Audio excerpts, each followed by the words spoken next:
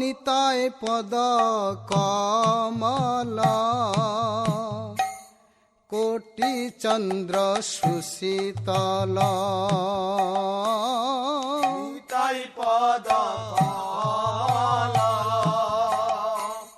কোটি চন্দ্র সুশীতল যে ছায়া জগত জুড়ায়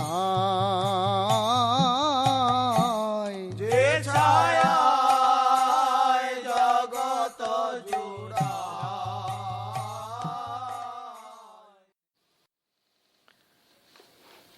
This is a reading from the Madhya chapter 5, the Vyas Puj of Nityananda Prabhu. In the association of Lord Nityananda, all the devotees passed their time in great joy discussing the topics of Lord Krishna's pastimes. All the assembled Vaishnavas were very elevated souls and unalloyed devotees of the Lord. They became immersed in the nectar of Krishna consciousness. Nityananda Prabhu was extremely joyful and he smiled as he looked around at the Vaishnavas. The meetings were always a scene of extreme ecstasy and tears of transcendental love and happiness cascaded down from everyone's eyes. Seeing the ecstasy, Lord Vishwambar spoke to Lord Nityananda Prabhu. Listen, my dear Nityananda Goswami, where shall we hold your Vyas Puj ceremony? Tomorrow is full moon, and on this day Srila Vyasadeva is worshipped. Therefore you may choose anyone's home and make arrangements with him. Nityananda Prabhu could understand Lord Vishwambar's mind, so he took Srivas Pandit by his hand and smiling said, "Listen, O Vishwambar, I will have my Vyas Puj in this Brahman's house." Lord Vishwambar then spoke to Srivas Pandit. "Now you have a heavy responsibility over your head." Srivas replied, "No, my lord. This is no botheration. By your grace, everything is in this house. The paraphernalia required, like clothes, grains, Brahman thread, ghee, etc., are all available here. I have only to borrow the book which gives the procedure for performing a Vyas Puj ceremony. Then tomorrow, by great fortune, I shall witness the Vyas Puj." Lord Vishwambar was very pleased with Srivas' reply, and all the devotees were jubilant. Lord Vishwambar said, "Listen, Nityananda Goswami, let us all make preparations to go to Srivas Pandit's house." Nityananda Prabhu very much appreciated Vishwambara's words and immediately proceeded to Srivas Pandit's house. The Lord and Nityananda Prabhu, accompanied by their associates, look exactly like Krishna and Balaram in Gokul as they went about accompanied by their friends. As they entered Srivas Pandit's house, the devotees felt a current of joy run through their bodies. The Lord ordered the doors to be closed, allowing only friends and relatives inside. Then upon the signal from Lord Vishwambar, they began singing bhajans and kirtans and gradually the external world faded into oblivion.